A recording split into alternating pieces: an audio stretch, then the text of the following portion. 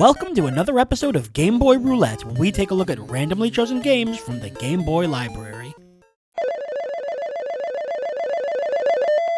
Killer Instinct. We meet again in fighting games. You would think that of all the types of games to not do well on the Game Boy, fighting games would be near the top. After all, they require precision inputs, readable graphics, and super quick reflexes, things that weren't exactly the Game Boy's forte.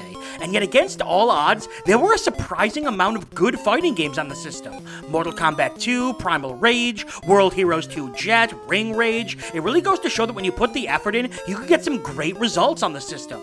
So naturally, another ultra-popular fighting game came calling, the legendary Killer Instinct, which hit arcades in 1994, then was ported to the SNES and Game Boy in 1995. Created by Rare, Killer Instinct specialized in extremely over-the-top and distinct characters, an intricate and in-depth combo system, and most importantly, one of the most memorable soundtracks of its era. But while I've always been a massive fan of fighting games, Killer Instinct is one that I've never really played. It and I just always barely missed each other in terms of which consoles I had. But in this case, I think that's a good thing. It means I'm able to judge the game entirely on its own merits, rather than how it compares to the other games. I have tried to learn to play the game over the years, but I think it's always around the time I learn about stored auto doubles that my eyes go cross. One thing I do know about the game is who the coolest character is. Yeah, there was no choice here. They had to put Fulgor on the box art, because he was practically the mascot of the series. A spike-covered laser-shooting killer robot of a mascot, but a mascot nonetheless. It's time to get our down-forward punch warmed up. Let's killer cut in to Killer Instinct. Ooh, 3D-ish. Very 3D-ish. Hell yeah, Killer Instinct. Ooh. Okay, yeah, that music's pretty cool. Alright, Killer Instinct, a game I have not played very much, and there's a lot of intricacies. Do do do do do do do. So this is gonna be less how well can I do a triple, double, link or whatever, and more just how well does it play. Ooh. Graphics are okay. There's Fulgor. Alright, looks like the only mode is a standard arcade tower versus Orchid. Good graphics. Alright, how quickly does it play?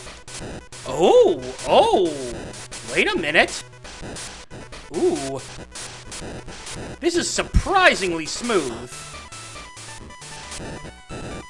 Oh, and the music's pretty cool, too.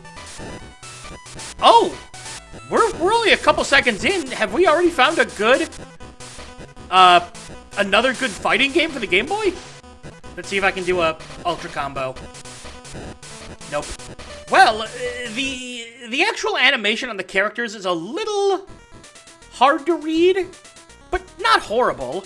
I think, and part of that does have to do with the fact that these characters are, how do I put this, very designed, let's say. I'm kind of impressed so far. Hello, my baby. Hello, my honey. Hello, my ragtime gal. Oh my god! Okay, back B leads to an auto double. Oh! Did you see that? I did a combo! Supreme victory. Oh, man. Wow, this is better than I was expecting. Okay, hang on. Can I do this? Back, down, forward, punch. That kind of looks like a seal in the background. Ow, uh-oh. The game's actually ramping up. I like something that the game always did where you could move around between rounds. That always felt, I don't know, appropriate for how crazy these games would get. Ow, uh-oh. Oh! Oh! Ultra!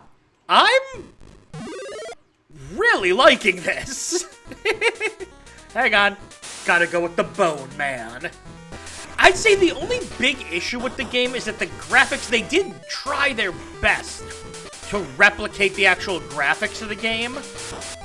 But as a result, the animations and the actual sprites are not amazing. They're a little hard to read. Like, look at Spinal. You can barely make out he's supposed to be a bone man. Slide. Hang on. Hang on, I'm gonna pause so I can figure out how to do this. Oh. Alright, maybe not. I always liked Combo because you have all these, like, weird creatures and monsters, and then here's just a guy, just a man with boxing gloves. Like, I'm just mashing buttons. But when I'm mashing buttons, it's causing cool combos to happen, and I get that dopamine hit. I think this is gonna work, though. It has pretty good sound design, too. It has, like... The sounds are pretty muffled, but not in a bad way. It's the perfect sound for sounding like an actual punch. Alright, skeleton versus dog. Okay, I do have another complaint. The backgrounds are... I get what they're trying to do. There's even some, if you look... Here, come on. Saberwolf, come. There's some parallax scrolling going on, which is pretty impressive. But I don't think it quite works the way they want it to. Oh god, combo. Still though, that's a pretty minor complaint, I'd say. Because this move I'm doing now is how you absorb attacks, so he can do some of his bigger attacks, I think. You know, with certain fighting games, like Third Strike, I can be really intricate with my combos and strategy. With this game, I'm just sort of mashing buttons, but it's working. How about... Yeah, I'll play as some man. Oh man, I'm looking at his move list. Combo's moves are really intricate. Oh, there we go. Boom, master combo, hell yeah. I don't have much negative to say about this.